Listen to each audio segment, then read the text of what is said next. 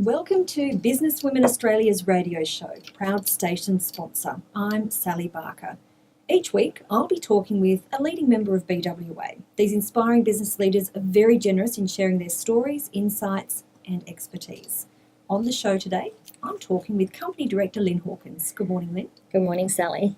Now, today we're talking about something that's very important for business owners. It's business development, or not only just for business owners, people who are wanting to get into business to have an understanding of this. Now, there's lots of courses and things you can do, but there are some key things we need to really focus on. That's right, Sally. In fact, quite often people find themselves in roles when they get into a management or director or a partner role where they're given a number too and they're expected to bring business into the business. So business development is key to success and to growth. And it's more than about sales, but there's some certain steps that I've found that work really well to help you generate opportunities and to be able to then bring about new clients to the firm. Just in saying that too, or to the business, just in saying that, I'd also like to mention that it's really important as part of business development is to look at your current customers or your current clients.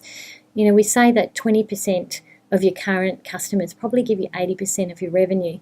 So identifying who that key 20% is and looking after them and making sure that you're delivering awesome quality is absolutely key part of your business development. But what our focus is going to be on in our chat today, I'd really like to share some steps that business owners and those that have a business development role within the organisation can actually follow and take away and put in place. So the first thing that is important is do your research. So obviously to make a good decision about anything, you need to have a very clear idea of where your target market is, what are the opportunities that your business is well positioned to deliver in, what are the problems that you solve, and who are your best prospective buyers. So researching where they might be, for example, you might say, I know with businesswomen, for example, one of our key strategies interstate is to be first identifying those women at our premium and diamond level membership that we can actually integrate into a program to help deliver on knowledge and expertise. So I'm not going to be worrying about a full-scale campaign to get a whole lot of people in a room until we've got our program designed with our expert leaders. So my business development focus is really on identifying who in Australia are the top experts across every industry topic that I think is going to be of value to women in business. You know, so very specific. So my research is all around who are they, where are they, can we talk to them, can we get them on board, even if it's just sowing a seed for right now to say, hey, this is an organisation that exists, this is the value that we bring, we'd love to have you involved at some stage when it suits you. So no hard sell. That's the other thing too. When you're doing your research and you're starting to sound out, you know, that whether or not a prospective client is interested in working with you, I say it takes six touches before anyone ever really is ready to buy from you. So take the pressure off yourself. That first no, like, one, trust, isn't it? Yeah, and it's more than that. It's more about, one, do they know you exist? Yeah, so introduce yourself, take the pressure, find out about them and how you can help them. Be generous in your knowledge and your connections and how, you know, bring them an opportunity first, and they're more likely then to, you know, want to do business with you because they can see you generous spirited. So, okay, you've done your research, you've worked out, you know, where your current leads might be coming from within your organisation. That can give you some really good ideas about the type of opportunities that you can then model. Who are the best clients within your current business, and they might give you then an idea around who an ideal client could look like. If you're a new business, then hopefully you've done a bit of market research and some concept testing. If you haven't, start doing that now. And from that early stage research and concept testing, what you need then to do is to develop a plan. And it doesn't need to be a big, long plan. It can be very much around an action plan that says, okay, these are the people that are prospective targets. Name them.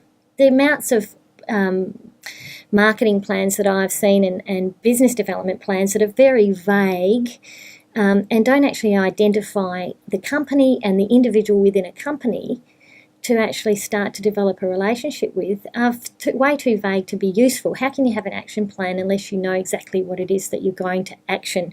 So if I say, okay, I'm really looking for, one of the leading interviewers to be actually training our members on the art of running a radio interview, Sally Barker would be, my number one priority. I'd first of all identify her on LinkedIn, and I might actually just ask if I can connect with her because I really love the way that she does her work, and might leave it for a while and then start looking at, who else do I want to have, and then you follow up with, hey Sally, I'd really love to come and then bring you along to something. Come and experience our business. You might be running a workshop. You could be a law firm. You could be an accounting firm. Come along and to one of our workshops or to one of our events and see us in action. No pressure, just as a guest, so that you're actually getting that introduction. That's that know you, like you bit. And it develops a trust and a friendship. First of all, businesses are built on friendships. Yeah. So, those are the sorts of action plans. So in a business development plan, I like to see who are your targets, name them by place, where are they, and who's responsible for making a decision. So who else are there that might be influencers in a process? For example, if it's a complex solution or an expensive service that you're positioning, there'll be more people involved in the decision to get you on board. So you need to be aware of who all those people are within your target client base. Then you need to schedule your calendar. So you need to have actions and tasks. And if it doesn't go in the calendar, I can tell you now, it probably won't happen. Now, this is an area a lot of people have trouble with, isn't it? Because we are online now. Calendars are online, but we still have the old, I have to admit, I still use my book because I still haven't grasped the concept of, the online calendar. So making sure you do diarise. Absolutely. With so many of my clients, I've read some fantastic plans, and the problem has been not in the planning but in the implementation. And implementation, I say, always happens when you have a date. So, for example, they might have a series of strategic events they've been talking about for 101 years, and I say, well, okay, let's do one in 6 weeks. Is the boardroom available? Let's do it on this date. I tell you what, things happen pretty quick when you've got a date.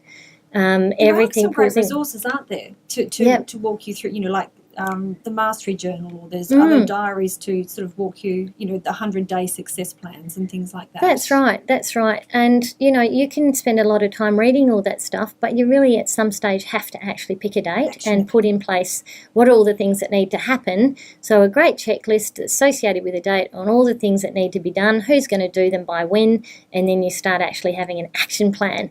And action is the most important ingredient for business development.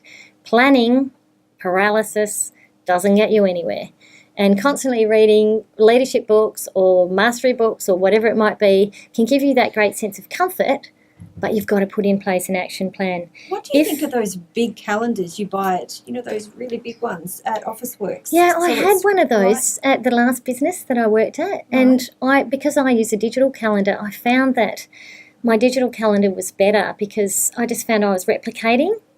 And everyone wanted me to put it on this big, huge calendar because then they could see what was coming up. But it was just another job. So I found that I wasn't really keeping that up to date because everything was in my digital calendar. I used Outlook calendar. And whenever I had an event, I'd make sure that everyone that I wanted there was booked into that calendar so they couldn't make an excuse that it wasn't booked in. There'd be plenty of time, 6 to 8 weeks lead time on anything. It's the same with client meetings. If you've got a prospective client and you're having a coffee with them, send them a digital calendar booking. So it's in there that the amounts of mucking around and mess-ups that occur when people's calendars aren't the same, or, I didn't put it in, or I didn't write it, or yes, I agreed to that while I was in the car, but I forgot to write it down when I got home. If you've sent out a follow-up calendar booking, everyone's got it. Yep. So if you're having problems with all this, you might need an accountability buddy. So someone that is really good at this stuff, someone that's a real action, you know who they are, the Action Jacksons. How do they get all that stuff done? And get them to be your accountability buddy, or get some coaching on it. Sometimes I know our Dr. Vanessa Tilley does some awesome stuff around personal productivity, about how to be more action-oriented. She's got a business called Action Potential Group. So there you go. The name says it all. So this brings us back to our previous episodes about having a mentor or a coach as well. Yep, I think when I look at my own career, I didn't have a formal coach, but I was very lucky to have the most incredible managing partners and business owners who held me accountable. And they paid me a lot of money, so I guess I had fairly strict KPIs around what had to be achieved and by when. So it forced my hand. When you're actually out running your own business and you're not accountable to someone who's paying you, that's where I think it can be quite challenging. And in fact, I've found that quite challenging, going out of that corporate world and being my own boss. And I'm lucky I've got Jen, because she's got a very big whip. I actually did say that too. I would meet with someone once a week, and oftentimes we were both late, and we looked at each other and we said, if we were actually working still in the corporate world, we wouldn't make these excuses, because for some reason that seemed to be more important. We didn't see ourselves as important to turn up on time for ourselves. That's right. And, this is really important. That, in fact, one of our Brisbane ladies was telling me she works her business from home. It's a very successful business. It's got a very impressive turnover. I was surprised when she told me that she had her business office at home, but she said every day she gets up, she dresses for the office, and she always makes sure that she's corporate.